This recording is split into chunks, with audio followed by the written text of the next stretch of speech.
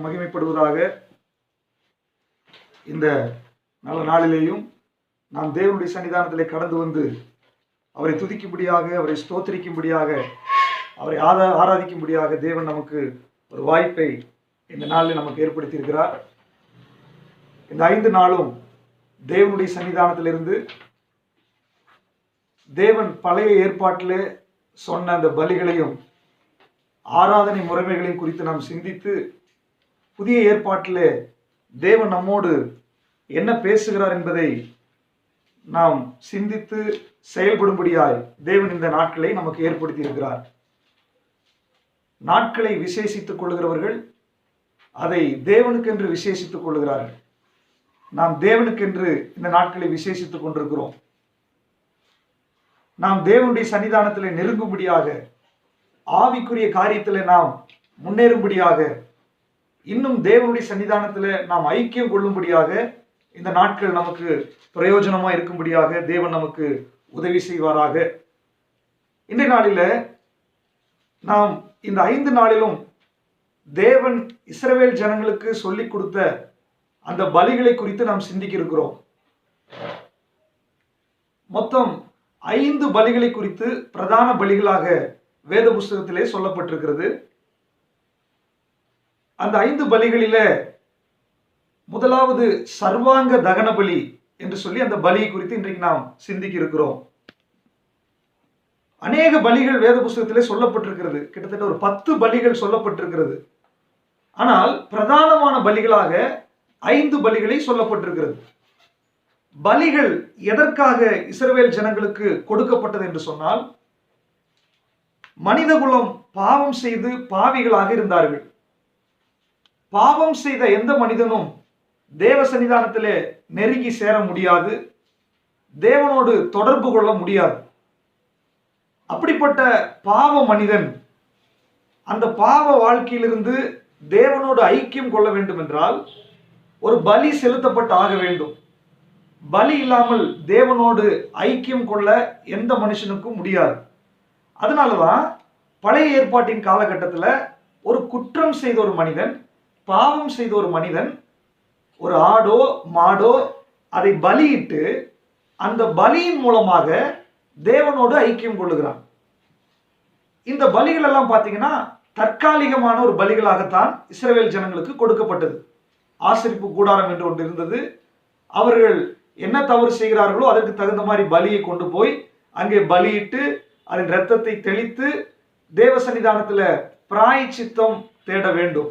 இதுதான் இஸ்ரவேல் ஜனங்களுக்கு அன்றைக்கு கொடுக்கப்பட்ட பிரமாணம்.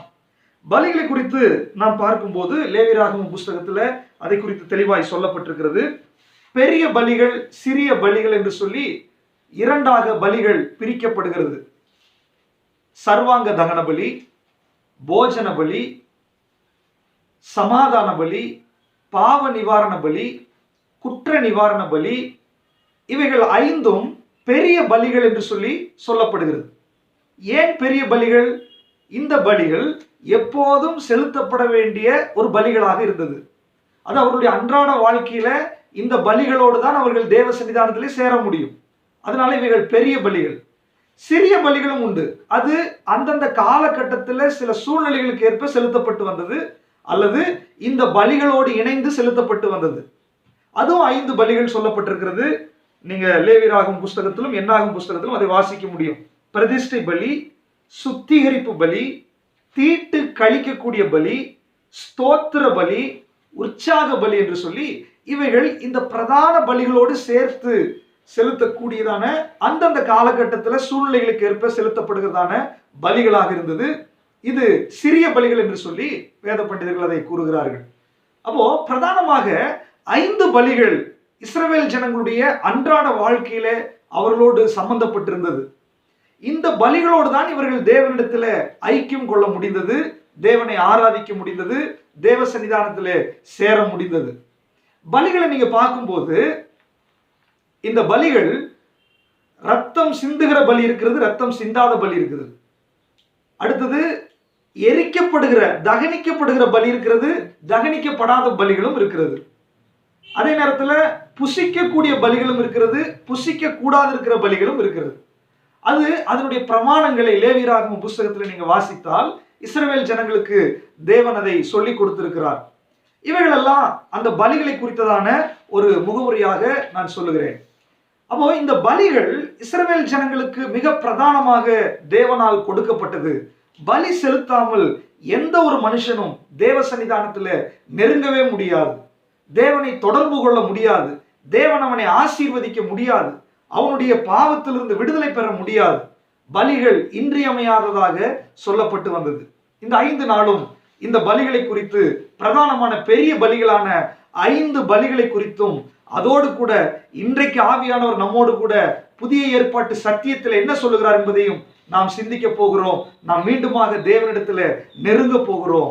இந்த பலிகளை குறித்து தியானிக்கும் போது, பலிகள் ஒரு மனிதனை தேவ சன்னிதானத்துல நெருங்க வைத்தது என்றால், இன்னும் நம்மை தேவ சன்னிதானத்துல நெருங்க வைக்கிறதுக்கு இந்த வார்த்தைகள் நமக்கு பிரயோஜனமா இருக்கும் என்று கிறிஸ்துவுக்குள்ளாக நான் விசுவாசிக்கிறேன். இன்றைக்கு முதலாவது பலியாக சர்வாங்க தகன பலி, லேவியராகமம் புஸ்தகம் 1ஆம் அதிகாரத்துல அந்த சர்வாங்க தகன பலியை குறித்து சொல்லப்பட்டிருக்கிறது.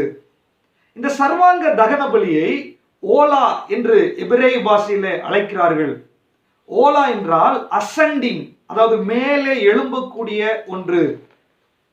அதாவது வெண்கல பலிபீடத்துல பலிப்பொருள் தகனிக்கப்படும் போது அங்கிருந்து அந்த புகை மேலே எழும்பி கொண்டிருக்கும்.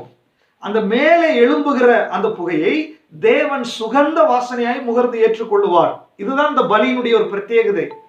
அப்போ இந்த பலி மேலே எழும்புகிறதுனால இதை ஓலா என்று சொல்லி அழைக்கிறார்கள். இந்த சர்வாங்க தகன பலி என்பது முதன்மையான பலியாக இருக்கிறது. நீங்க எந்த பலி வேணாலும் செலுத்தலாம், ஆனால் முதன்மையான பலி இந்த சர்வாங்க தகன பலி. சர்வமும் தகனிக்கப்பட வேண்டிய ஒரு பலியாக அது இருக்கிறது. இந்த சர்வாங்க தகன பலி எல்லா பலிகளுக்கும் முதன்மையான பலியாக இருக்கிறது. இப்போ இந்த சர்வாங்க தகன பலியை நீங்க லேவியராகமம் புஸ்தகம் 1ஆம் அதிகாரத்துல நீங்க வாசித்து பார்த்தால், நீங்க காளைகளில் அதை நீங்கள் தெரிந்து கொள்ளலாம். அடுத்தது ஆட்டு மந்தையில் நீங்கள் அதை தெரிந்து கொள்ளலாம். இல்ல அதுவும் முடியல அப்படின்னா புறாக்கள் அல்லது புறா குஞ்சுகளை நீங்கள் தெரிந்து கொள்ளலாம். ஆனால் இவைகள் சர்வாங்க தகனமாய் தேவ சன்னிதானத்திலே தகனிக்கப்பட வேண்டும் என்று சொல்லி இந்த 1ஆம் அதிகாரத்துல அந்த சர்வாங்க தகன பலி குறித்து நீங்கள் வாசிக்க முடியும். இந்த ஓலா என்று சொன்னால் எதற்காக என்றால், இந்த சர்வாங்க தகன பலி எதற்காக என்று சொல்லி கேட்டா, ஒரு மனிதனை தேவன் அவருடைய சன்னிதானத்திலே ஏற்றுக்கொள்ளவும், அவனுடைய பாவத்தை மன்னிக்கவும், அவனை ஏற்றுக்கொண்டு அவனை ஆசீர்வதிக்கவும், அவனுடைய பாவங்களை மறக்கவும் இந்த பலி அவனுக்கு செய்யப்படுகிறது. ஒரு மனுஷன் ஆசரிப்பு கூடாரத்துக்குள்ள போகும்போது இந்த ஓலா சர்வாங்க தகன பலி செலுத்தினான்னு சொன்னா, அவனை தேவன் ஏற்றுக்கொள்ள வேண்டும், அவனுடைய பாவத்தை அவர் மன்னிக்க வேண்டும், அவனை பிள்ளையாக ஏற்றுக்கொண்டு அவனை ஆசீர்வதிக்க வேண்டும். இதற்காக தான் இந்த பலி செலுத்தப்படுகிறது. இந்த ஓலா, இந்த சர்வாங்க தகன பலியினுடைய பிரத்யேகதையான 2 விஷயம் இருக்கிறது. ஒன்று என்னன்னா, இந்த பலி செலுத்தப்பட்ட ஒரு மனுஷன் கண்டிப்பாக அவன் செய்த பாவத்திலிருந்து விடுவிக்கப்பட்டிருக்க வேண்டும். காரணம், பலி செலுத்தப்பட்டாயிருச்சு இல்லையா, ரத்தம் சிந்தப்பட்டாயிருச்சு இல்லையா, அதனால விடுவிக்கப்பட்டிருக்க வேண்டும். ஆசரிப்பு கூடாரத்தினுடைய அமைப்பை நீங்க பாத்தீங்கன்னா, அதுல காம்பவுண்ட் சுவர் மாதிரி அதனுடைய சுற்றிலும் அதற்காக திரை சிலைகள் இட்டு இருப்பாங்க. அதுக்கு நடுவுல தான் ஆசரிப்பு கூடாரம். அதனுடைய உயரம் கிட்டத்தட்ட 7.5 அடிக்கு மேல. அப்படின்னா சாதாரண மனிதர்களுடைய உயரத்திற்கு மேலாக அந்த காம்பவுண்ட் சுவர் இருக்கும். எதற்காக? ஆசரிப்பு கூடாரத்திற்கு உள்ளே நடக்கிற பலி முறைமைகள், அந்த காரியங்கள் வெளியிலே இருந்து இருக்கிற பாளையத்தில் இருக்கிற ஜனங்கள் பார்க்க முடியாது. ஏனென்றால் அது உயரமா இருக்கும் அந்த காம்பவுண்ட்.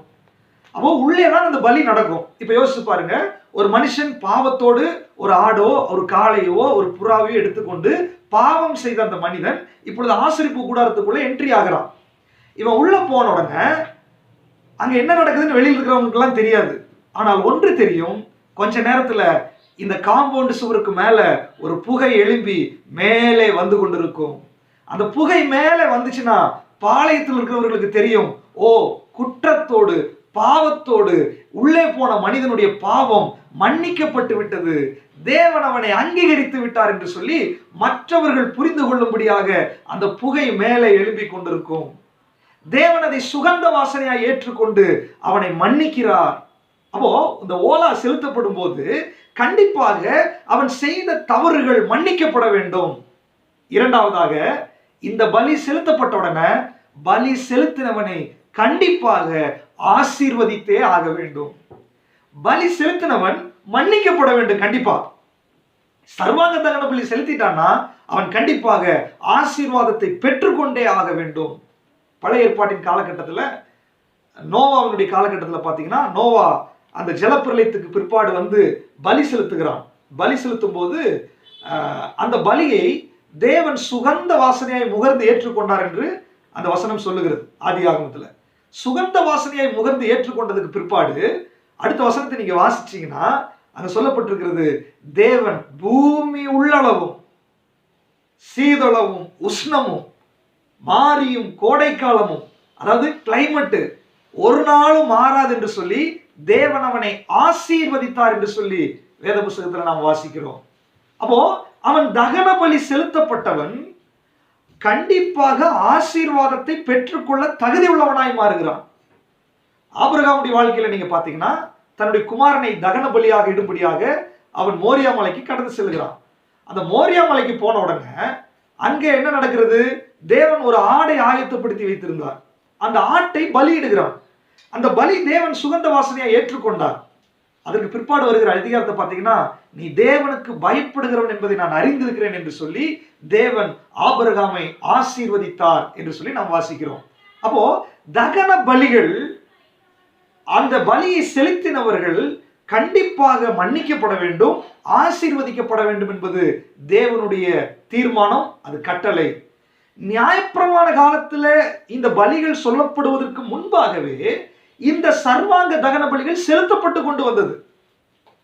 சர்வாங்க தகன பலிகள் எல்லாரும் செலுத்தி கொண்டு வந்தாங்க. ஈவன் புறஜாதிகள் கூட சர்வாங்க தகன பலிகளை செலுத்தினார்கள். மோசேயினுடைய மாமனாகிய எத்திரோ அவன் புறஜாதியா இருந்தாலும் இந்த சர்வாங்க தகன பலியை செலுத்தி ஆரோனோடு மோசையோடும் பந்தியில உட்காரும்படியாக ஒரு தகுதியை பெற்றுக்கொண்டான். அப்ப சர்வாங்க தகன பலி என்பது பல ஜனங்களாலும் பல காலகட்டத்தில் செலுத்தப்பட்டு வந்த மிக முக்கியமான ஒரு பலி, முதன்மையான ஒரு பலி, சர்வாங்க தகன பலி. எனக்கு அருமையானவர்களே, பழைய ஏற்பாட்டின் காலகட்டத்தில் ஜனங்கள் தேவனிடத்தில் சேரும்படியாக, தேவனோடு ஐக்கியமாகும்படியாக, தேவன் அவர்களை ஆசீர்வதிக்கும்படியாக இந்த பலிகள் செலுத்தப்பட்டு வந்தது. புதிய ஏற்பாட்டின் காலகட்டத்துக்கு நீங்க வரும்போது புதிய ஏற்பாட்டில் பலி கிடையாது. காரணம், இயேசு கிறிஸ்து ஒரே பலியாக சிலுவையில் பலியானார். பழைய ஏற்பாட்டின் காலகட்டத்தில் செலுத்தப்பட்டு வந்த எல்லா பலிகளும் தற்காலிகமானவை. மீண்டும் பாவம் செஞ்சா மறுபடியும் போய் பலி செலுத்த வேண்டும். பழைய ஏற்பாட்டில் எல்லாம் தற்காலிகமாக தான் நிவர்த்தி செய்து கொண்டே இருந்தது. அந்த தற்காலிகமான பலி எல்லாமே ஒரு விஷயத்தை ஞாபகப்படுத்தி கொண்டே இருந்தது, நிரந்தரமான ஒரு பலி இருக்க போகிறது, நிரந்தரமான ஒரு பலி வரப்போகிறது, நிரந்தரமான ஒரு பலி மிருகம் வரப்போகிறது, நிரந்தரமான முடிவு உண்டு என்று சொல்லி மறைமுகமாக இயேசு கிறிஸ்து என்ற ஆட்டுக்குட்டியை வெளிப்படுத்தி கொண்டே இருந்தது அந்த பலி. இந்த ஓலா சர்வாங்க தகன பலி செலுத்தப்படுவதற்கு சில பிரமாணங்கள் கொடுக்கப்பட்டிருந்தது. எப்படி? பழுதற்ற ஒரு ஆடுதான் பலி செலுத்தப்பட வேண்டும். அந்த ஆடினுடைய தலையில அதை கொண்டு வருகிறவன் தலையில கையை வைக்க வேண்டும். இந்த சர்வாங்க தகன பலியை செலுத்துகிறவன் உற்சாகமாய் மனம் உவந்து அந்த சர்வாங்க தகன பலியை செலுத்த வேண்டும். நல்லா கவனிச்சுக்கோங்க. இந்த சர்வாங்க தகன பலியானாலும் எந்த பலியானாலுமே தேவன் யாரையும் நிர்பந்திக்கிறது கிடையாது. பலி என்பது நாம மனமுவந்து செலுத்தக்கூடியதுதான் பலி. தேவன் பலி முறைமைகளை ஏற்படுத்தினாரே ஒழிய பலி செய்யும்படியாய் நிர்பந்தப்படுத்தவில்லை. உனக்கு பாவ மன்னிப்பு வேணும்னா நீ ஆடை தெரிந்து கொள், நீ மாடை தெரிந்து கொள், உனக்கு தகுதியானதை நீ தெரிந்து கொண்டு நீ வர வேண்டும் என்று சொல்லிதான் பழைய ஏற்பாட்டில் சொல்லப்பட்டது. அப்போ இந்த பலி முறைமைகள் அதை செலுத்துகிறவர்கள் அவர்களாக மனமு வந்து செலுத்தக்கூடியதான ஒரு பலி. இந்த ஓலாவுடைய பிரமாணத்தை பார்த்தீங்கன்னா, மனமு வந்து செலுத்த வேண்டும், ஆணாக இருக்க வேண்டும், பழுதற்றதாக இருக்க வேண்டும். அதுக்கு பிற்பாடு அது தேவாலயத்துக்குள்ள ஆசரிப்பு கூடாரத்தில் கொண்டு வந்த உடனே அது கொலை செய்யப்பட வேண்டும், அதனுடைய ரத்தம் சிந்தப்பட வேண்டும். ரத்தம் பலிபீடத்தில் தெளிக்கப்பட வேண்டும். பலிபீடத்தில் அடுக்கி வைக்கப்பட்டிருக்கிற கட்டைகளின் மேல் அது கிடத்தப்பட வேண்டும். அது சந்து சந்தாக வெட்டப்பட வேண்டும். அது தோல் உரிக்கப்பட வேண்டும். அதை தகனிக்க வேண்டும். அது சாம்பலாக்கப்பட வேண்டும். இதெல்லாம் அந்த ஓலாவினுடைய பிரமாணங்கள், சர்வாங்க தகன பலியினுடைய பிரமாணங்கள். இந்த பலிகள் எல்லாம் மறைமுகமாக சொல்லிக் கொண்டு வந்த இயேசு கிறிஸ்து 2000 வருஷத்திற்கு முன்பாக இந்த பூமிக்கு வந்த உடனே இயேசு கிறிஸ்து அந்த பழுதற்ற ஆட்டுக்குட்டியாக அவர் அடிக்கப்படுவதற்காக, சர்வாங்க தகன பலியாய் செலுத்தப்படுவதற்காக மனமுவந்து வந்த ஒரு பலியாக, கல்வாரி சிலுவை என்ற மரத்திலே அவர் சந்து சந்தாக பிளக்கப்பட்டு அடிக்கப்பட்டு ரத்தம் சிந்தி மரித்த ஒரு பலியாக இயேசு கிறிஸ்து 2000 வருஷத்திற்கு முன்பாக இந்த பூமிக்கு வந்தார். நான் முதல்ல சொன்னேன், நிரந்தரமான ஒரு பலி. புதிய ஏற்பாட்டின் காலத்துல இயேசுவுக்கு பிற்பாடு பலி தேவை கிடையாது. காரணம், ஒரே பலினாலே அவர் எல்லாவற்றையும் பூரணப்படுத்தி விட்டார். வாசிக்கலாம் ஒரு வசனத்தை. ரோமருக்கு எழுதின நிருபம் 5ஆம் அதிகாரம் 8வது வசனத்தை வாசிக்கலாம். ரோமருக்கு எழுதின நிருபம் 5:8. நாம் பாவிகளாய் இருக்கையில் கிறிஸ்து நமக்காக மரித்ததினாலே தேவன் நம்மேல் வைத்த தமது அன்பை விளங்க பண்ணுகிறார். நாம் பாவிகளாய் இருக்கையில் கிறிஸ்து நமக்காக மரித்ததினாலே தேவன் நம்மேல் வைத்திருக்கிற தம்முடைய அன்பை விளங்க பண்ணினார். இயேசு கிறிஸ்து பாவிகளை ரட்சிக்கும்படியாக தான் இந்த பூமிக்கு வந்தார். இயேசு கிறிஸ்து பாவத்தை போக்கும் பலியாக இந்த பூமிக்கு வந்தார். இயேசு கிறிஸ்து என்ற பலி அங்க செலுத்தப்பட்டதுக்கு பிற்பாடு தற்காலிகமாய் செலுத்தப்பட்டு வந்த சர்வாங்க தகன பலி, போஜன பலி, சமாதான பலி, பாவ நிவாரண பலி, குற்ற நிவாரண பலி எல்லாம் நிறுத்தப்பட்டு விட்டது. காரணம், எல்லா பலிக்கும் ஒரே பலியாக இயேசு பலியாகி விட்டார். அவர் தேவகுமாரன் பலியாகி விட்டார். சிலுவையில் அவர் பலியானதின் நிமித்தமாக சகல ஜனங்களுக்கும் பாவ நிவர்த்திக்காக அவர் பலியாகிவிட்டு சகல ஜனங்களுக்கும் நிரந்தரமான ஒரு தீர்வை அவர் ஏற்படுத்தி விட்டார். என்ன கருமையானவர்களே, புதிய ஏற்பாட்டின் காலகட்டத்தில் நீங்க தனித்தனியா போய் பலி செலுத்த வேண்டிய அவசியம் இல்லை. நீங்கள் தனியாக போய் தேவ சன்னிதானத்தில் நிற்க வேண்டிய அவசியம் இல்லை. இயேசு எல்லாருடைய பாவத்திற்காக பலியாகி விட்டார். இந்த சாயங்கால வேளையில என்னை கேட்டுக்கொண்டிருக்கிற யாராவது இயேசு கிறிஸ்து மூலமாய் வருகிற அந்த பாவ மன்னிப்பை பெற்றுக்கொள்ளாதவர்கள் யாராவது கேட்டுக்கொண்டிருப்பீர்கள் என்று சொன்னால், இன்னைக்கு ஆவியானவர் உங்களோடு பேசுகிறார். இனி உங்களுடைய பாவ பிராயச்சித்தத்திற்காக, உங்களுடைய பாவ பரிகாரத்திற்காக ஆடோ மாடோ கோழியோ மிருகங்களோ பறவைகளோ இனி பலி செலுத்தப்பட வேண்டிய அவசியம் இல்லை. இனி ஒரு ரத்தம் சிந்தப்பட வேண்டிய அவசியம் இல்லை. இனி நீங்கள் வேதனைப்பட வேண்டிய அவசியம் இல்லை. இனி நீங்கள் எந்த பிராயச்சித்தமோ பரிகாரமோ செய்ய வேண்டிய அவசியம் இல்லை. எல்லாவற்றுக்கும் ஒரே பிராயச்சித்தமாக, ஒரே பலியாக 2000 வருஷத்திற்கு முன்பாக குற்றமில்லாத மாசற்ற தேவ ஆட்டுக்குட்டியாகிய இயேசு கிறிஸ்து பழுதற்ற பலியாக, சர்வாங்க தகன பலியாக, சகல மனிதர்களும் தேவனோடு ஐக்கியம் கொள்ளும்படியாக ஒரே பலியாக சிலுவையில் இயேசு அடிக்கப்பட்டு விட்டார். இயேசு கிறிஸ்துவுடைய ரத்தம் சகல பாவங்களை நீக்கி நம்மை சுத்திகரிக்கிறது. ஒருவேளை இன்றைக்கு உங்களுக்கு பாவ பரிகாரம் வேண்டுமா, பாவத்திலிருந்து விடுதலை வேண்டுமா, நீங்கள் தேவனோடு ஐக்கியம் கொள்ள வேண்டுமா, பரலோகத்துக்கு போக வேண்டுமா, இயேசு என்ற ஒரே பலியை இனி நீங்கள் விசுவாசித்தால் மட்டும் போதும். இனி நீங்கள் பலி செலுத்தப்பட வேண்டிய ஒரு அவசியமும் இல்லை. எனக்கு அருமையானவர்களே, இன்னைக்கு சாயங்காலம் ஆண்டவரே என்னுடைய பாவத்தை மன்னியும் என்று நீங்க கேட்கும் போது அந்த பிராயச்சித்தத்தை நீங்கள் பெற்றுக்கொள்ளலாம். புதிய ஏற்பாட்டில் இயேசு கிறிஸ்துவுடைய மரணத்துக்கு பிற்பாடு பலி தேவையில்லை, சடங்காச்சாரங்கள் தேவையில்லை. நீங்கள் விசுவாசித்தால் போதும். விசுவாசத்தினாலே ஆண்டவர் அதை நமக்கு ஏற்படுத்தி வைத்திருக்கிறார். அப்போ இந்த புதிய ஏற்பாட்டின் காலகட்டத்தில் இந்த இயேசுவை ஏற்றுக்கொண்டு ரட்சிக்கப்பட்ட தேவ பிள்ளைகள் இன்னைக்கு நம்ம ஒரு சன்னிதானத்துல கூடி வந்திருக்கிறோம். இன்றைக்கு இயேசு என்ற ஒரே பலி சிலுவையில பலியிடப்பட்டதினாலதான் நாம் ரட்சிக்கப்பட்டிருக்கிறோம். நாம் ரட்சிக்கப்பட்ட உடனே இப்பொழுது கிறிஸ்து மகிமை நம்பிக்கையாய் நமக்குள்ளே வந்து விட்டார். நாம் தேவனோடு ஐக்கியம் கொள்ளுகிறவர்களாய் நாம் மாறிவிட்டோம். இது புதிய ஏற்பாட்டினுடைய சத்தியம். சரி, இந்த சர்வாங்க தகன பலி இந்த புதிய ஏற்பாட்டின் கோணத்துல அதை நாம் எப்படி பார்க்க வேண்டும்? புதிய ஏற்பாட்டுல பலி கிடையாது. அது விசுவாசத்தின் மூலமாய் நாம் அந்த பிராயச்சித்தத்தை நாம் பெற்றுக்கொண்டு விட்டோம்.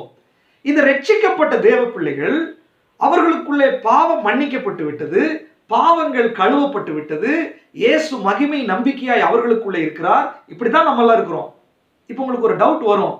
பழைய ஏற்பாட்டின் காலகட்டத்தில் இந்த ஓலா சர்வாங்க தகன பலி ஒருத்தன் செலுத்தி விட்டால் அவனுடைய பாவத்தை ஆண்டவர் மன்னித்தே ஆக வேண்டும். முதல் கண்டிஷன். இரண்டாவது, அவனை ஆண்டவர் ஆசீர்வதித்தே ஆக வேண்டும். அப்போ இந்த உலகத்துல பாருங்க, நம்ம ஆண்டவரை ஏற்றுக்கொண்டுட்டோம், ரட்சிக்கப்பட்டுட்டோம், ஆண்டவருடைய பிள்ளைகளாக தான் இருக்கிறோம். நம்முடைய பாவத்தை அவர் மன்னித்தார் என்று விசுவாசிக்கிறோம். பாவ மன்னிப்பு நிச்சயத்தை கொடுத்து விட்டார். இன்னைக்கு மரித்தாலும் நான் பரலோகத்துக்கு போய்விடுவேன். ஆனால் இந்த உலகத்துல பல விஷயங்களில ஆசீர்வாதங்களை பெற்றுக்கொள்ள முடியாதபடிக்கு, வெற்றியுள்ள கிறிஸ்தவ வாழ்க்கை வாழ முடியாதபடிக்கு, சமாதானத்தோடு அவரை ஆராதிக்க முடியாதபடிக்கு, தேவனோடு ஐக்கியம் கொள்ளாதபடிக்கு பல போராட்டங்கள் ரட்சிக்கப்பட்ட தேவ பிள்ளைகளை சூழ்ந்து கொண்டிருக்கிறது. நான் முதல்ல சொன்னேன், ஒருத்தன் சர்வாங்க தகன பலியை செலுத்தும்படியாக அந்த ஆசரிப்பு கூடாரத்துக்கு உள்ளே போகும்போது வெளியில இருக்கிற மனிதர்கள் அவன் போகும்போது அவனை பரிதாபமாக பார்ப்பார்கள். ஐயோ பாவி. ஆனால் அங்கே புகை மேல எழும்பின உடனே எல்லாருக்கும் தெரிஞ்சிருச்சு, இவனுடைய பாவம் மன்னிக்கப்பட்டு விட்டது, தேவன் இவனை ஆசீர்வதிக்க தொடங்கி விட்டார். அவன் வெளியே வரும்போது ஒரு ஆசீர்வதிக்கப்பட்டவனாய் வெளியே வருகிறான். உள்ளே போகும்போது ஒரு பாவியாய் உள்ளே போகிறான். பலி செலுத்தப்பட்டதுக்கு பிற்பாடு ஆசீர்வதிக்கப்பட்டவனாய் வெளியே வருகிறான். புதிய ஏற்பாட்டின் காலகட்டத்தில் இயேசுவை சொந்த இரட்சகராக உள்ளத்துல ஏற்றுக்கொண்ட போது அவர் நமக்காக சர்வாங்க தகன பலியாய் மரித்து விட்டார், நமக்காக பிராயச்சித்தம் செய்து விட்டார். நாம் சந்து சந்தாக வெட்டப்பட வேண்டிய அவசியம் இல்லை, நாம் ரத்தம் சிந்த வேண்டிய அவசியம் இல்லை. இயேசு எனக்காக எல்லாவற்றையும் செய்து முடித்து விட்டார். ஆனால் அவர் தகன பலியாய் செலுத்தப்பட்டு விட்டார். ஆனால் என்னுடைய வாழ்க்கையில ஏன் விடுதலை இல்லை? என்னுடைய வாழ்க்கையில ஏன் சமாதானம் இல்லை? என்னுடைய வாழ்க்கையில ஏன் நிம்மதி இல்லை? நோவாவை ஆசீர்வதித்தார் அல்லவா, ஆபிரகாமை ஆசீர்வதித்தார் அல்லவா. வேத புஸ்தகத்துல இந்த ஜீவனுக்கும் தேவபக்திக்கும் தேவையான யாவற்றையும் அவருடைய திவ்ய வல்லமை நமக்கு கொடுத்திருக்கிறது அல்லவா. ஏன் போராட்டம்? ஏன் நமக்கு பிரச்சனை? ஏன் ஆவிக்குரிய வாழ்க்கையில பயங்கர ஸ்ட்ரகிள்ஸ்? ஏன் நம்முடைய வாழ்க்கையில சமாதானம் இல்லை? ஏன் குடும்பத்தில் சமாதானம் இல்லை? ஏன் ஆசீர்வாதத்தை பெற்றுக்கொள்ள முடியவில்லை? எனக்கு அருமையானவர்களே, ஏதோ அந்த இடத்துல ஒரு குறை இருக்கிறது. இன்னைக்கு ஆவியானவர் நம்மோடு கூட இடைப்படுவாராக. சர்வாங்க தகன பலி செலுத்தப்பட்டாயிற்று, ரட்சிக்கப்பட்டவன கிறிஸ்து மகிமை நம்பிக்கையா எனக்குள்ளே வந்து விட்டார். ஆனால் வேதம் சொல்லுகிற சில சத்தியத்தை கவனமாய் நாம் படித்துக் கொள்ள வேண்டும். 1 யோவான்ல வாசிக்கலாம். 2 யோவான் 5ஆம் அதிகாரம் 19வது வசனம் சொல்லுகிறது. 1 யோவான் 5ஆம் அதிகாரம் 19வது வசனம். நாம் தேவனால் 1 யோவான் 5:19. நாம் தேவனால் உண்டாயிருக்கிறோம் என்றும் உலகம் முழுவதும் பொல்லாங்கனுக்குள் கிடக்கிறது என்றும் அறிந்திருக்கிறோம். நாம் தேவனால் பிறந்தவர்கள் என்றும் உலகம் முழுவதும் பொல்லாங்கனுக்குள் கிடக்கிறது என்றும் அறிந்திருக்கிறோம். நல்லா கவனிச்சுக்கோங்க. நான் ரட்சிக்கப்படும் போது இயேசு எனக்குள்ளே வந்து விட்டார். அவருடைய ஆவியும் என்னுடைய ஆவியும் இணைக்கப்பட்டு விட்டது. கொலோசையர்ல வாசிக்கிறோம், என்னுடைய ஜீவன் கிறிஸ்துவுடனே தேவனுக்குள் மறைந்திருக்கிறது. ஆனால் என்னுடைய சரீரம் இருக்குது அல்லவா, இந்த சரீரம் பொல்லாங்கனுக்குள் கிடக்கிறது. அல்லது பொல்லாங்கன் ஆளுகை செய்து கொண்டிருக்கிற இந்த பூமியோடு, உலகத்தோடு என்னுடைய சரீரம் தொடர்புடையதாய் இருந்து கொண்டிருக்கிறது. அதே நேரத்தில் என்னுடைய சிந்தனை இந்த உலகத்தோடு ஐக்கியம் உள்ளதாய் இருக்கிறது. என்னுடைய ஆவி தேவனோட ஐக்கியத்தை பெற்றுவிட்டது. ஒரு காலகட்டத்தில் நம்முடைய ஆவி, ஆத்துமா, சரீரம் முழுவதும் இருண்டு கிடந்தது. ஆனால் ரட்சிக்கப்பட்டவன் என்ன நடந்துச்சுன்னா, என்னுடைய ஆவிக்குள்ளாக தேவன் கடந்து வந்து விட்டார், எனக்குள்ளாக தேவன் மகிமை நம்பிக்கையாய் வந்து விட்டார். ஆனால் என்னுடைய சரீரம் இருக்குது இல்லையா, நான் பரலோகத்துக்கு போகல, நான் ரட்சிக்கப்பட்டாலும் இந்த பூமியில தான் இருக்கிறேன். இந்த பூமி யாருக்குள்ள இருக்கிறது? பொல்லாங்கனுக்குள் இருக்கிறது. என்னுடைய சிந்தா மண்டலத்தில் என்னுடைய சிந்தனைகள் இருக்குது அல்லவா, என்னுடைய ஆத்துமா இருக்கிறது அல்லவா, இதுவும் இந்த உலகத்தோடு தொடர்புடையதா இருந்து கொண்டிருக்கிறது. உலகத்தோடு ஐக்கியம் உள்ளதா இருந்து கொண்டிருக்கிறது. இதுதான் மனிதனுக்குள்ளாக இருக்கிற போராட்டம். அப்போ இந்த உலகம் என்ன பண்ணுகிறது அப்படின்னு சொன்னா, இந்த உலகத்தோடு ஐக்கியமா இருக்கிற என்னுடைய சரீரம், உலகத்தோடு ஐக்கியமா இருக்கிற என்னுடைய சிந்தனைகள் என்ன பண்ணுன்னு சொன்னா, என்னுடைய ஆவிக்குரிய மனிதனை எழும்ப விடாதபடிக்கு, என்னுடைய ஆவிக்குரிய மனிதன் தேவனோட ஐக்கியம் கொள்ளாதபடிக்கு, என்னுடைய ஆவிக்குரிய மனிதன் தேவனிடத்திலிருந்து வருகிற ஆசீர்வாதங்களை, விடுதலைகளையும் பெற்றுக்கொள்ள முடியாதபடிக்கு, தேவன் எனக்கு வாக்குத்தத்தம் பண்ணி இருக்கிற அவைகளை சுதந்திரித்துக் கொள்ள முடியாதபடிக்கு எனக்கு எதிராக ஒரு தடையாக இருக்கிறது. அப்ப பழைய ஏற்பாடுல ஒரு பிரமாணம் இருக்குது.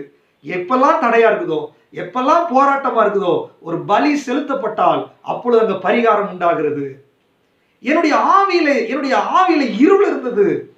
இருண்டு கிடக்கிற எனக்கு ஒரு பிராயச்சித்தமாக இயேசு சிலுவையில மரித்தார் என்று நான் விசுவாசித்த உடனே அந்த இருள் என்னை விட்டு மாறி போனது. நான் ஒண்ணுமே செய்ய வேண்டாம். ஆனால் என்னுடைய சரீரம், என்னுடைய சிந்தனை, இதுல ஒரு விடுதலை வேணும்னா இயேசு கிறிஸ்துவால் அந்த விடுதலையை இலவசமாய் கொடுக்க முடியாது என்பதை நீங்கள் புரிந்து கொள்ள வேண்டும். ஏன் இயேசுவால் கொடுக்க முடியாது?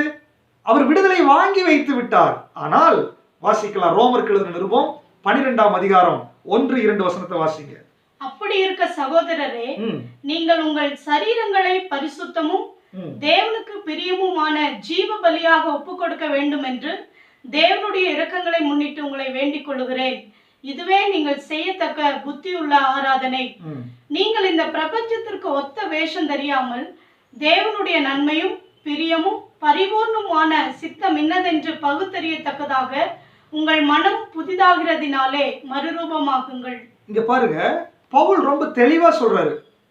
நம்ம ரட்சிக்கப்பட்ட தேவ பிள்ளைகள், எனக்குள்ளே ஆண்டவர் மகிமை நம்பிக்கையாய் வாசம் பண்ணுகிறார். இந்த அக்கிரமங்களை பாவங்களை சிலுவையில மன்னித்து விட்டார். எனக்காக அவர் பலியாகி விட்டார். இனி ஒரு பலி செலுத்தப்பட வேண்டிய அவசியம் கிடையாது. ஆனால் என் சரீரத்தில் நான் விடுதலை ஆக வேண்டும் என்றால், பொல்லாங்கனிடத்திலிருந்து நான் தப்பித்துக் கொள்ள வேண்டும் என்றால், நான் ஒரு பலி செலுத்தியே ஆக வேண்டும். என்னுடைய சிந்தனையில் ஒரு விடுதலை வேண்டும் என்றால் நான் ஒரு பலி செலுத்தியே ஆக வேண்டும். இந்த சிந்தனையிலும் சரீரத்திலும் விடுதலை இல்லாதபடிக்கு ஆவிக்குரிய எந்த ஆசீர்வாதத்தையும் நாம் பெற்றுக்கொள்ளவே முடியாது. காரணம், என் சரீரம் பாவத்தோடு சம்பந்தப்பட்டு கொண்டிருக்கும் போது, என்னுடைய சரீரம் பொல்லாங்கனோடு பிணைக்கப்பட்டு கொண்டிருக்கும் போது, என்னுடைய சிந்தனை பொல்லாங்கனோடு ஐக்கியமாக இருக்கும் போது தேவன் என்னை ஆசீர்வதிக்க முடியாது. ஆசீர்வாதத்தை நான் பெற்றுக்கொள்ள முடியாது. நீங்க நினைக்கலாம், அது எப்படி கிறிஸ்தவர்களுக்குள்ள பிசாசு வருவான்? இன்னைக்கு பலரும் போதிச்சு கொண்டிருக்கிறாங்க, ரட்சிக்கப்பட்டவங்களுக்குள்ள பிசாசு வர முடியாது. யார் சொன்னா? அப்போஸ்தலனாகிய பவுல் சொல்லுகிறாரு எபேசியருக்கு எழுதின நிருபத்துல, நீங்கள் பிசாசுக்கு இடம் கொடாமல் இருங்கள். அப்படின்னா என்ன அர்த்தம்? இடம் கொடுத்து அவன் வருவான். ரட்சிக்கப்பட்ட தேவ பிள்ளையினுடைய உள்ளத்திற்குள் பிசாசு வர முடியாது. ஏனென்றால் நம்முடைய ஜீவன் கிறிஸ்துவுடனே தேவனுக்குள் மறைந்திருக்கிறது. என்னுடைய ஆவியில தேவன் ஐக்கியமா இருக்கிறார், அங்க தொட முடியாது. ஆனால் என்னுடைய சரீரத்தை அவன் தொட முடியும், என்னுடைய சிந்தனையை அவன் தொட முடியும். ரட்சிக்கப்பட்ட ஒரு தேவ பிள்ளை சிந்தனையில் பாவம் செய்ய முடியும். ரட்சிக்கப்பட்ட தேவ பிள்ளை சரீரத்திலே பாவம் செய்ய முடியும். எப்ப முடியும்? நீங்க விட்டு கொடுத்தா பாவம் செய்ய முடியும். ஆனால் நீங்கள் அந்த சரீரத்தையும் சிந்தனையும் பலியாக, ஜீவ பலியாய் ஒப்பு கொடுத்தால், அது சர்வாங்க தகன பலியாய் தகனிக்கப்பட்டிருந்தால், அது ஒரு பலி செலுத்தப்பட்டிருக்குமே, ஆனால் உங்கள் சரீரத்தை சத்துரு தொட முடியாது. அதைத்தான் 1 யோவான்ல அப்போஸ்தலன் யோவான் சொல்லுகிறான், தேவனால் பிறந்த எவனும் பாவம் செய்யான், சத்துரு அவனை தொட முடியாது. அவருடைய வித்து அவனுக்குள்ளே இருக்கிறது. எப்போ? இந்த சரீரம் ஜீவ பலியாய் ஒப்பு கொடுத்தப்போ. இந்த சிந்தனை மனது புதிதாகிறதுனாலே மறுரூபமாக்கப்பட்ட ஒரு சிந்தனை, ஜீவ பலியாய் ஒப்பு கொடுக்கப்பட்ட ஒரு சரீரத்திற்குள்ளாக சத்துரு நுழைய முடியாது. ஆனால் சரீரம் ஒப்பு கொடுக்கப்படாமல், சிந்தனை மறுரூபமாகாமல் இருக்கிற ஒரு கிறிஸ்தவனுடைய வாழ்க்கையில சத்துரு கிரியை செய்வான், ஆசீர்வாதங்களை தடை செய்து போராடுவான்.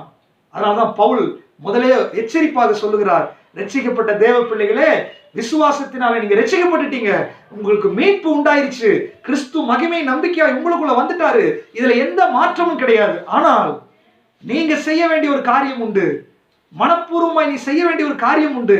என்ன?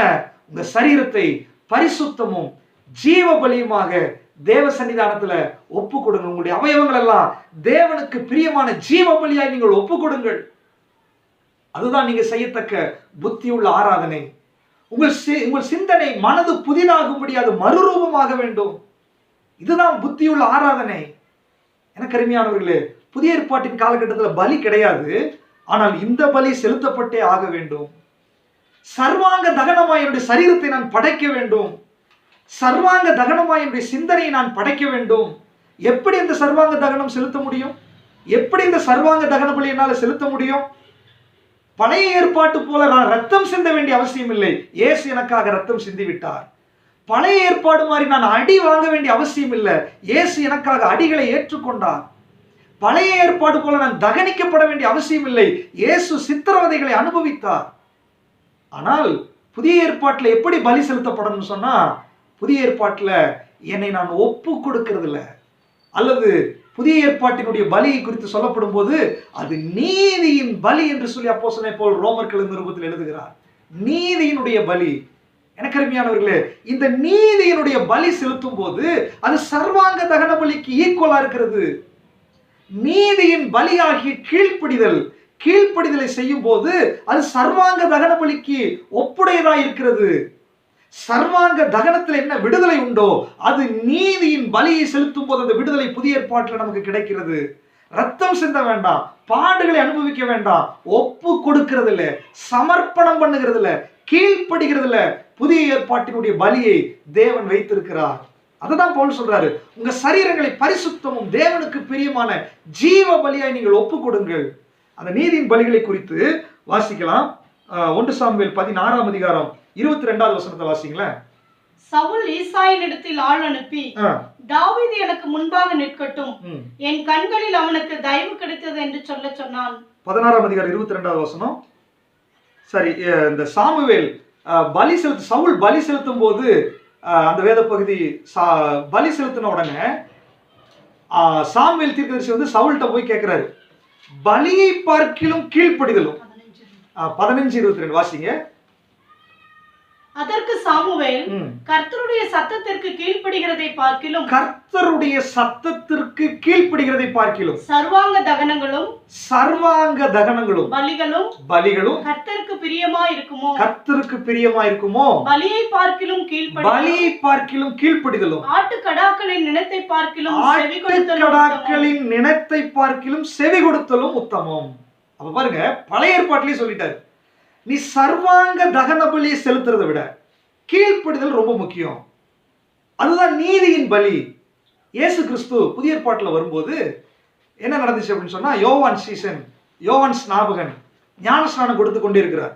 வாசிக்கலாம் அந்த வசனத்தை. மத்தேயு எழுதின சுவிசேஷம் 3ஆம் அதிகாரம் 15வது வசனம். இயேசு அவனுக்கு பிரதியுத்தரமாக இப்பொழுது இடம் கொடு, இப்படி எல்லா நீதியையும் நிறைவேற்றுவது நமக்கு ஏற்றதா இருக்கிறது என்றார். இயேசு கிறிஸ்து தேவகுமாரன். அந்த தேவகுமாரன் அவர் ஞானஸ்நானம் எடுக்க முடியாது. வந்த உடனே யோவான் ஸ்நானம் சொல்றா, நீர் எப்படி என்னிடத்துல ஞானஸ்நானம் எடுக்க வரலாம், வேண்டாம், தடுக்கிறான். ஆண்டவர் சொல்றாரு, இப்பொழுது நீ இடம் கொடு, இப்படி எல்லா நீதியும் நிறைவேற்றுவது தேவனுக்கு ஏற்றதா இருக்கிறது. எனக்கு அருமையானவர்களே, புதிய ஏற்பாட்டினுடைய பலி என்பது நீதியை நிறைவேற்றுவது. புதிய ஏற்பாட்டினுடைய பலி நீதியை நிறைவேற்றுவதுன்னா என்னது? தேவனுடைய நீதி ஆகிய சட்டதிட்டங்களுக்கு கீழ்ப்படிவது. புதிய ஏற்பாட்டினுடைய பலி என்பது தேவனுடைய சட்டங்களுக்கும் பிரமாணங்களுக்கும் நம்மை சமர்ப்பிக்கிறது.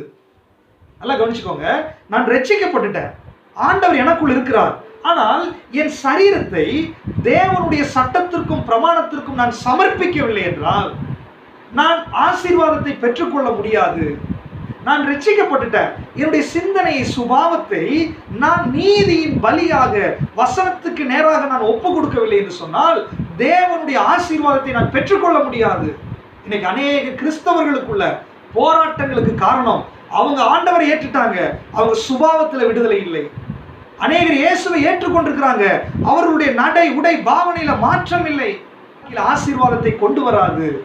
எனக்கு அருமையான தேவ பிள்ளைகளே, இன்னைக்கு ஆவியானவர் நம்மோடு கூட பேசிக் கொண்டிருக்கிறார். நீங்கள் ஆண்டவரை உள்ள ஏற்றுக்கொண்டது உண்மைதான், ஆனால் ஒரு சர்வாங்க தகன பலி செலுத்தப்பட வேண்டும். அந்த சர்வாங்க தகன பலி செலுத்தப்பட்டவனை தேவன் ஆசீர்வதிக்காமல் இருக்க முடியாது. உங்களுடைய சரீரம் புதிய ஏற்பாட்டினுடைய சர்வாங்க தகன பலி நீதியின் பலியாய் கீழ்ப்படிய வேண்டும். நீ கீழ்ப்படியும் போது தேவனால் உங்களை ஆசீர்வதிக்காமல் இருக்க முடியாது, ஆசீர்வாதத்தை நீங்கள் பெற்றுக்கொள்ளாமல் இருக்க முடியாது. எனக்கு அருமையானவர்களே, இன்னைக்கு அந்த நீதியின் பலியை செலுத்தும்படியாய் நாம் ஒப்பு கொடுக்க வேண்டும் என்று ஆவியானவர் நம்மோடு இடைப்படுகிறார். சரி, இந்த நீதியின் பலி எப்படி செலுத்தப்படுகிறது?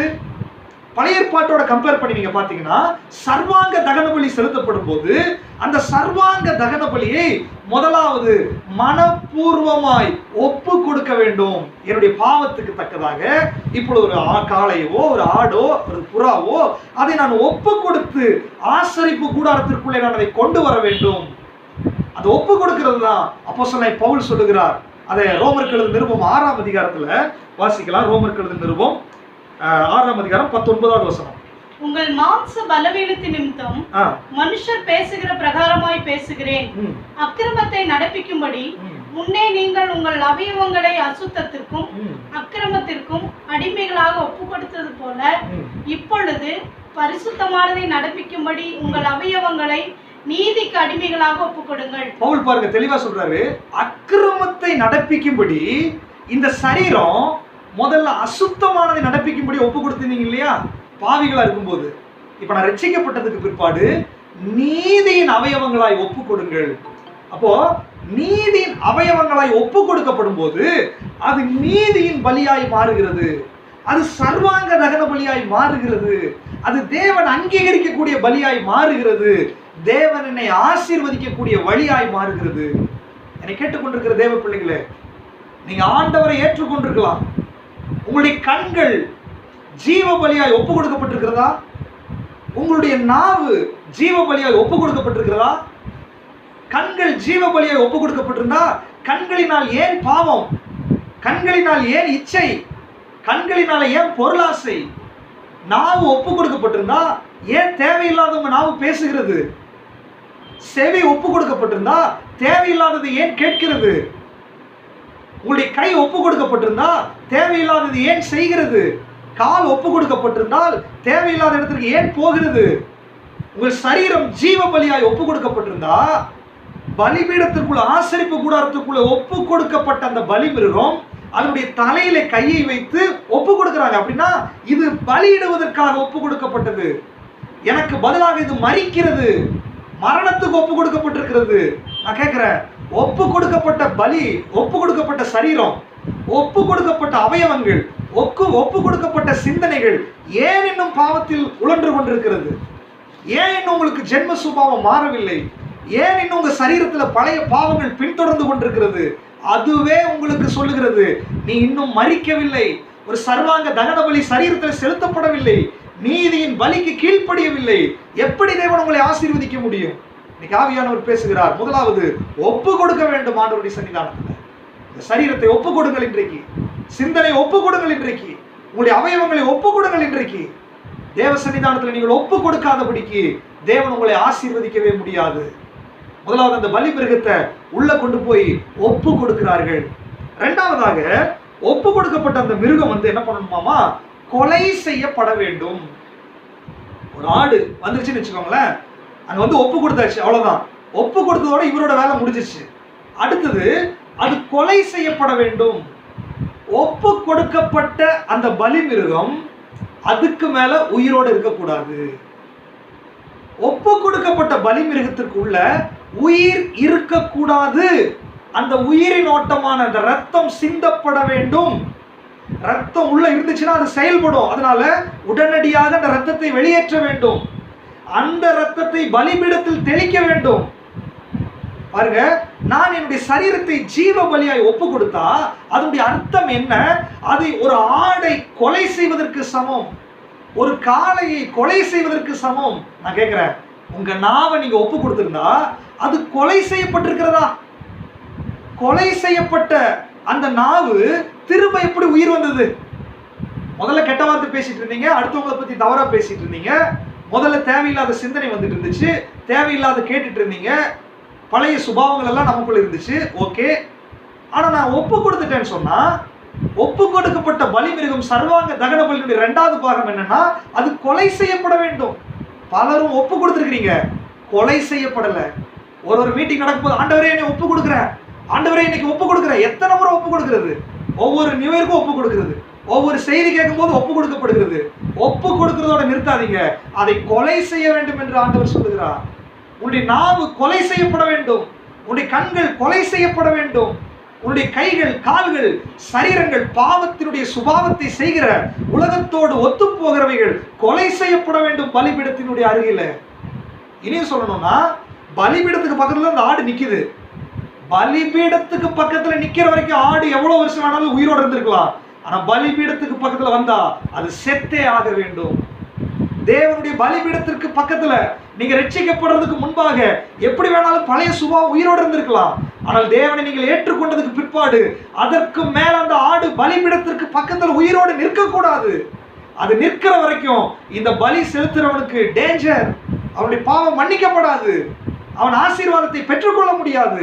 இன்னைக்கு ஆண்டவர் சொல்லுகிறாரு, பல நாட்கள் ஒப்பு கொடுக்கப்பட்டு பலியிடப்படாமல் இருக்கிற நம்முடைய சரீரங்கள், நம்முடைய சுபாவங்கள், நம்முடைய பழக்க வழக்கங்கள், நம்முடைய அவயவங்களை இன்றைக்கு கொலை செய்யப்படும்படியாய், அது ரத்தம் சிந்தும்படியாய் ஆவியானவர் இன்றைக்கு ஒப்பு கொடுக்க வேண்டும் என்று நம்மோடு கூட இடைப்படுகிறார். இன்னைக்கு ஒப்பு கொடுக்க, ஆண்டவரே என்னுடைய நாவு கொலை செய்யப்படட்டும், என்னுடைய கண்கள் கொலை செய்யப்படட்டும், அது மரிக்கணும் ஆண்டவரே என்று சொல்லி இன்னைக்கு மரணத்திற்கு ஒப்பு கொடுக்க வேண்டும். கலாத்தியர்கள் நிருபத்துல அப்போஸ்தலன் பவுல் சொல்லுகிற 5ஆம் அதிகாரம் 24வது வசனத்துல வாசிக்கலாம்.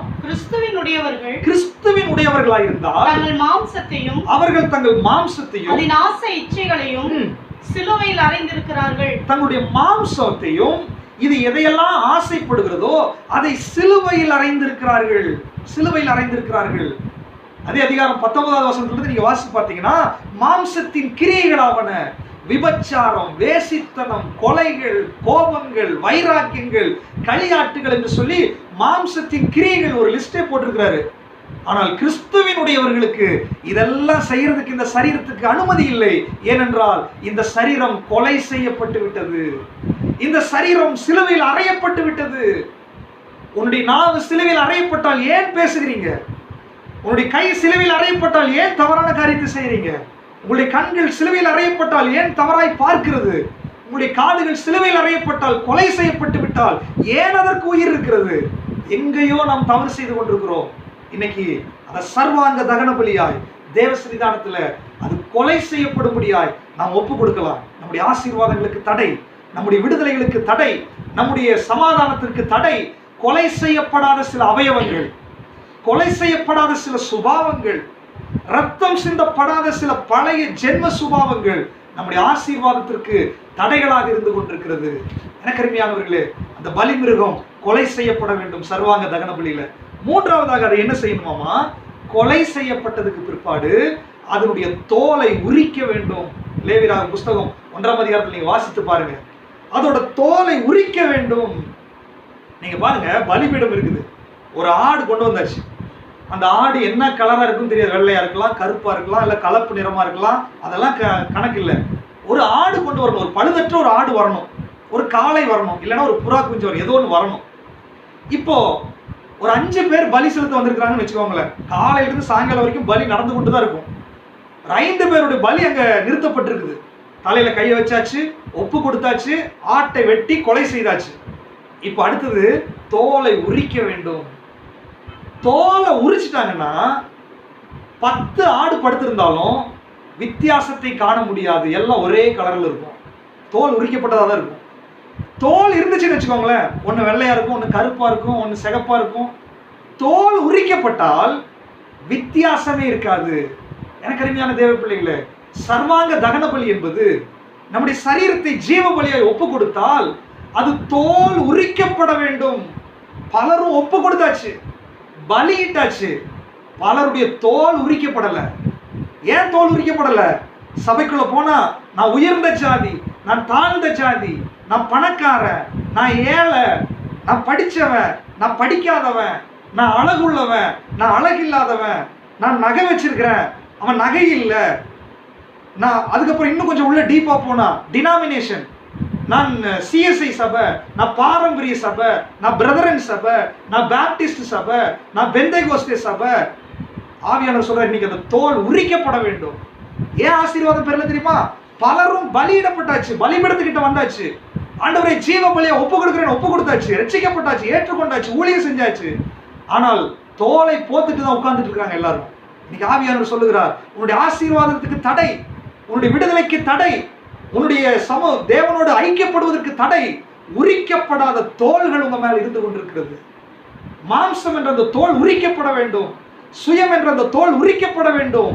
எனக்கு அருமையானவர்களே, இன்றைக்கு அந்த தோல் உரிக்கப்படாத அநேக கிறிஸ்தவர்களை நிமித்தமாய், இன்றைக்கு தோல் உரிக்கப்படாத கிறிஸ்தவர்களை நிமித்தமாய் சபையில பிரச்சனை, தோல் உரிக்கப்படாத கிறிஸ்தவர்களை நிமித்தமாய் குடும்பத்துல பிரச்சனை, தோல் உரிக்கப்படாத கிறிஸ்தவர்களை நிமித்தமாய் சமுதாயத்துல பிரச்சனை. உங்களுக்கும் ஆசீர்வாதம் வராது, அடுத்தவர்களுக்கும் ஆசீர்வாதம் வராது. இன்றைக்கு தோல் உரிக்கப்படும்படியாய் சர்வாங்க தகன பலி ஒப்பு கொடுக்கப்பட வேண்டும். உங்களுடைய சுபாவம் தோல் உரிக்கப்பட வேண்டும். உங்களுடைய சுயம் தோல் உரிக்கப்பட வேண்டும். தோல் உரிக்கப்பட்ட ஆடை பார்த்தீங்கன்னா கலரே கண்டுபிடிக்க முடியாது. அது அப்படியே தோல் உரிக்கப்பட்டு படுத்து கிடக்கும். இன்னைக்கு அப்படிப்பட்ட ஒரு சர்வாங்க தகன பலியாய் நம்முடைய சரீரத்தையும் சிந்தனைகளையும் ஆண்டவருக்கு செலுத்த வேண்டும். அப்படி செலுத்தினா வித்தியாசமே இருக்காது, எல்லாரும் ஒரே மாதிரி இருப்போம். ஆனா அப்போஸ்தலன் பவுல் சொல்லுகிறார், கலாத்தியர் 2:20 வாசிங்களேன். கலாத்தியர் 2ஆம் அதிகாரம் 20வது வசனத்துல பவுலுடைய வாழ்க்கையில் அவருடைய அனுபவத்தை பாருங்களேன். கிறிஸ்துவுடனே கூட சிலுவையில் அறையப்பட்டேன், ஆயினும் பிழைத்திருக்கிறேன். இனி நான் அல்ல, கிறிஸ்துவே எனக்குள் பிழைத்திருக்கிறார். தோல் உரிக்கப்படுவதனுடைய அர்த்தம் என்னன்னா, வெளியில இருந்து உள்ள வரும்போது என்ன கலர்ல வேணாலும் வரலாம், என்ன டிசைன்ல வேணாலும் வரலாம். ஆனா உள்ள வந்தா தோலை உரிச்சுதான் படுக்க வைப்பார். இன்னைக்கு தோல் உரிக்காத பல விசுவாசிகள் நிமித்தமாய், நான் மலையாளி, நான் தமிழ், நான் அந்த ஜாதி, இந்த ஜாதி, நான் அந்த குரூப், இந்த குரூப். எனக்கு அருமையானவர்களே, தோல் உரிக்கப்பட வேண்டும் என்று ஆண்டவர் சொல்லுகிறார்.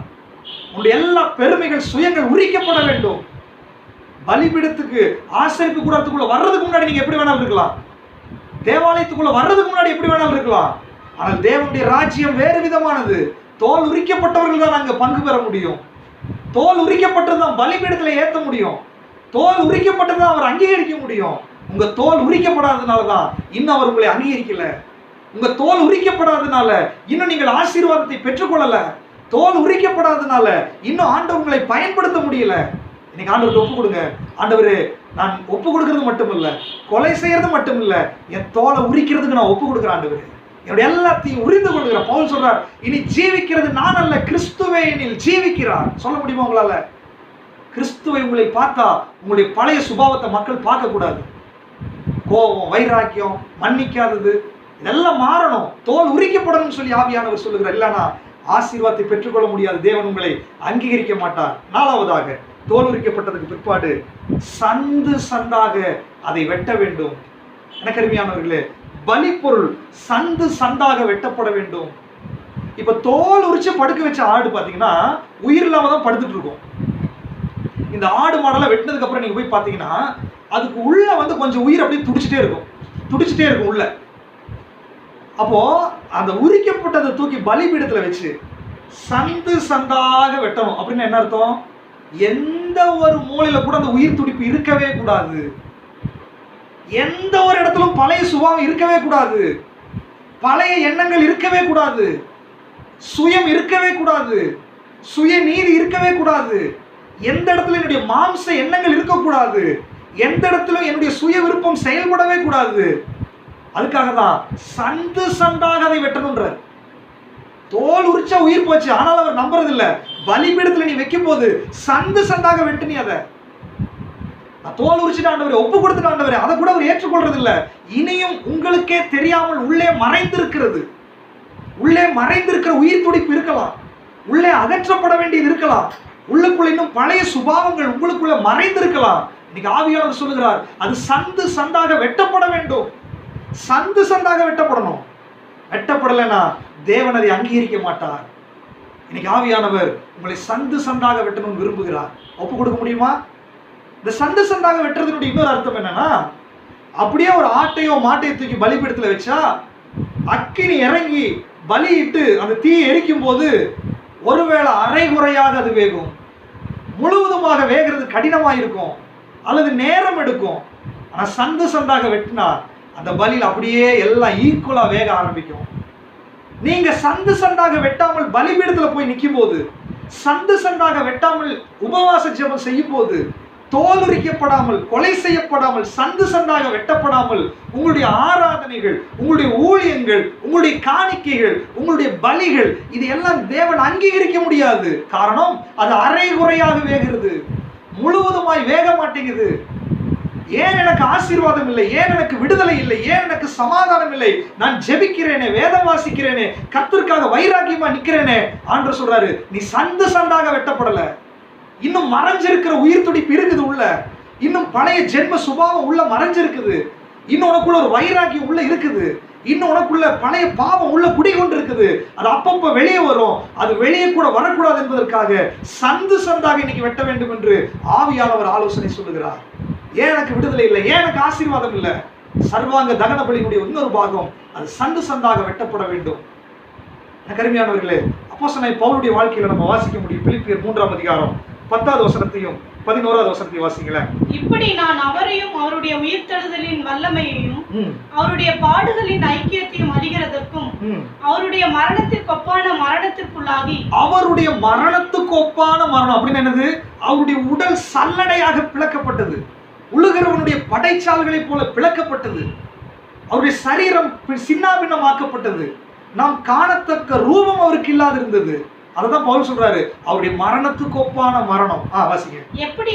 எப்படி ஆகிலும் நான் மரித்தோரிலிருந்து எழுந்து உயிரோடு எழுந்திருப்பதற்கு தகுதியாகும்படிக்கு அவருக்காக எல்லாவற்றையும் நஷ்டமாக விட்டேன், குப்பையுமாக எண்ணுகிறேன். இதுதான் சந்து சந்தாக வெட்டப்படுகிறது. எத்தனை பேரால சொல்ல முடியும், நான் சந்து சந்தாக வெட்டப்பட்டு விட்டேன், கிறிஸ்துவினுடைய மரணத்தை என் சரீரத்தில் ஏற்றுக்கொண்டு விட்டேன், என்னுடைய சுயம் எல்லாம் அழிஞ்சு போச்சு. உங்களுக்குள்ள இருக்கிற சுயம் உங்களுடைய ஆசீர்வாதத்துக்கு தடை, உங்களுக்குள்ள இருக்கிற பழைய பாரம்பரியம் ஆசீர்வாதத்துக்கு தடை. ஒருவேளை உங்களுக்கே தெரியாம இருக்கலாம். இன்னைக்கு ஆண்டவர்கிட்ட ஒப்பு கொடுங்க, என்னை சந்து சந்தாக வெட்டுறதுக்கு நான் ஒப்பு கொடுக்குறேன் ஆண்டவரே, தோல் உரிக்கப்படுறதுக்கு என்னை ஒப்பு கொடுக்குறேன் ஆண்டவரே, ஆண்டவரே நான் சந்தோஷமாய் மனப்பூர்வமாய் ஒப்பு கொடுக்குறேன் ஆண்டவரே. இதைத்தான் பவுல் சொல்றாரு, உங்கள் சரீரங்களை பரிசுத்தமும் தேவனுக்கு பிரியமுமான ஜீவ பலியாய் நீங்க ஒப்பு கொடுங்க. உங்கள் மனம் புதிதாக, உங்க சிந்தனையை ஒப்பு கொடுங்க, உங்களுடைய மனது, அறிவு, உணர்ச்சி, சித்தம் இவைகளை ஒப்பு கொடுங்கள். இதெல்லாம் ஒப்பு கொடுக்கப்பட்ட உடனே கடைசியாக அந்த பலிபீடத்துல மரக்கட்டைகளின் மேல சந்து சந்தாக வெட்டப்பட்ட அந்த பலிப்பொருள் வைக்கப்படும். அதுக்கப்புறம் தீ மூட்டப்படும், தீ எரிய ஆரம்பிக்கும். தீ எரிய எரிய எரிய எரிய என்ன நடக்கும் தெரியுங்களா? அது சந்து சந்தாக வெட்டப்பட்டதுனால, அது சின்ன சின்ன பீஸா மாறினதுனால அது சீக்கிரம் எரிய ஆரம்பிக்கும், சீக்கிரம் தகிக்கப்பட ஆரம்பிக்கும். அது தகிக்க தகிக்க தகிக்க கொஞ்ச நேரத்துல அந்த பலிபீடத்துல ஒரு காட்சி வரும். என்ன தெரியுங்களா? நடுவுல இந்த பலிமிருகம் எரிந்து கொண்டிருக்கும், மேலே தீயும் புகையும் எழுப்பி கொண்டிருக்கும், கீழே பாத்தீங்கன்னா அது சாம்பலாய் கொட்டப்பட்டு கொண்டிருக்கும், சாம்பலாய் மாறிக்கொண்டிருக்கும். ஒரு நல்ல ஆடு தோல் உரிக்கப்பட்டு கொலை செய்யப்பட்டு சின்னாபின்னமாய் சந்து சந்தாக வெட்டப்பட்டு பலிபீடத்துல அது எரிக்கப்பட்டு கொண்டிருக்கும் போது கொஞ்ச நேரத்துல அதெல்லாம் சாம்பலாய் மாறிக்கொண்டே இருக்கும். கீழே சாம்பல் விழுந்து கொண்டிருக்கும் போது மேலே ஒரு புகை எழும்பிக் கொண்டே இருக்கும். கீழே அது சாம்பலாய் மாற மாற தேவன் அதை சுகந்த வாசனையா ஏற்றுக்கொள்ளுகிறார். ஸ்வீட் அரோமா அப்படின்னு சொல்றாங்க, சுகந்த வாசனையான காணிக்கை. அவர் அதை முகர்ந்து கொள்ளுகிறார். ஒரு மனுஷன் அங்க நின்றுட்டு இருக்கிறான், அவனுக்கான அந்த ஆடு பலியிடப்பட்டு அது சாம்பலாய் மாறிக்கொண்டிருக்கும் போது அது சுகந்த வாசனையை அவர் ஏற்றுக்கொண்டு அவனை ஆசீர்வதிக்கிறார். எனக்கு அருமையானவர்களே, அவன் சமாதானத்தோடு அந்த ஆசரிப்பு கூடாரத்தை விட்டு அவன் வெளியே போகிறான். ஆதியாகமம் புஸ்தகம் 8ஆம் அதிகாரம் 22வது வசனத்துல, நோவா சுத்தமான சகல பறவைகளிலும் சுத்தமான சகல மிருகங்களிலும் கர்த்தருக்கு சிலவற்றை தெரிந்தெடுத்து வந்து அதை பலிபீடத்துல தகன பலியாய் பலியிட்டான் என்று சொல்லி வேதம் சொல்லுகிறது. தேவன் அதை சுகந்த வாசனையாய் முகர்ந்து ஏற்றுக்கொண்டார். 20, 21, 22 நீங்க வாசித்து பார்த்தீங்கன்னா இது சுகந்த வாசனையை ஏற்றுக்கொள்ளப்பட்ட உடனே 22வது வசனம் வாசிக்கலாம். 22வது வசனம், பூமி உள்ள நாளளவும் விதைப்பும் அறுப்பும் சீதளமும் உஷ்ணமும் கோடைக்காலமும் மாரிக்காலமும் பகலும் இரவும் ஒழிவதில்லை என்று தம்முடைய உள்ளத்திலே சொன்னார். யோசிச்சு பாருங்க, சுகந்த வாசனை மேல எழும்பின உடனே, இது சாம்பலா மாறின உடனே நீங்க கேட்கவே வேண்டாம், அவர் மனம் நிறைஞ்சு ஆசீர்வதிக்கிறாரு. பூமி உள்ள நாளளவும் அங்க சொல்லப்பட்ட எல்லா ஆசீர்வாதங்களும், நோவா உனக்கு நான் கொடுக்கிறேன் என்று சொல்லி ஆண்டவர் அதை ஆசீர்வதித்தார். எனக்கு அருமையான தேவ பிள்ளைகளே, ரட்சிக்கப்பட்டுட்டோம், ஆண்டவர் ஏற்றுக்கொண்டுட்டோம். ஏன் விடுதலை இல்லை, ஏன் ஆசீர்வாதம் இல்லை, ஏன் நிம்மதி இல்லை? இன்னைக்கு ஆவியானவர் நம்மோடு பேசி இருக்கிறார். ஒரு நீதியின் பலி செலுத்தப்படணும். ஒப்பு கொடுக்கறதுல பிரச்சனை இருக்குது, கொலை செய்யப்படுறதுல பிரச்சனை இருக்கிறது, தோல் உரிக்கப்படுறதுல பிரச்சனை இருக்குது, சந்து சந்தாக வெட்டப்படுறதுல பிரச்சனை இருக்குது. சாம்பலா மாறிட்டீங்கன்னா ஆண்டவர் சுகந்த வாசனையை ஏற்றுக்கொண்டு அவர் உங்களை மனம் நிறைந்து ஆசீர்வதிக்க போகிறார். அந்த ஆசீர்வாதத்தை பெற்றுக்கொள்வதற்கு முன்பாக ஒருவேளை ஆவியானவர் உங்களுக்குள்ள மறைஞ்சிருக்கிற எதையாவது உணர்த்தினார் என்றால் இன்னைக்கு கண்களை மூடி ஆண்டவர்கிட்ட ஒப்பு கொடுக்கலாமா? ஆண்டவரே, நான் என்னை ஜீவ பலியாய் ஒப்பு கொடுக்கிறேன் ஆண்டவரே. என்னுடைய சிந்தனைகளை ஒப்பு கொடுக்கிறேன் ஆண்டவரே. ஆண்டவரே, சந்து சந்தாக வெட்டப்படுவதற்கு ஒப்பு கொடுக்கிறேன், தோல் உரிக்கப்படுறதுக்கு ஒப்பு கொடுக்கிறேன். ஆண்டவரே, என்னை நீ சுகந்த வாசனையை நீங்க ஏற்றுக்கொள்ளுங்கப்பா, சாம்பலாவதற்கு என்னை நான் ஒப்பு கொடுக்கிறேன்னு சொல்லி ஆண்டவர்கிட்ட ஒப்பு கொடுக்கலாமா? ஒரு நிமிஷம் கண்களை மூடி நீங்க இருக்கிற இடத்துல ஆண்டவர்கிட்ட ஒப்பு கொடுங்க. நீங்க சாம்பலா மாறுறதுக்கு புதிய ஏற்பாட்டுல ரொம்ப ஈஸி.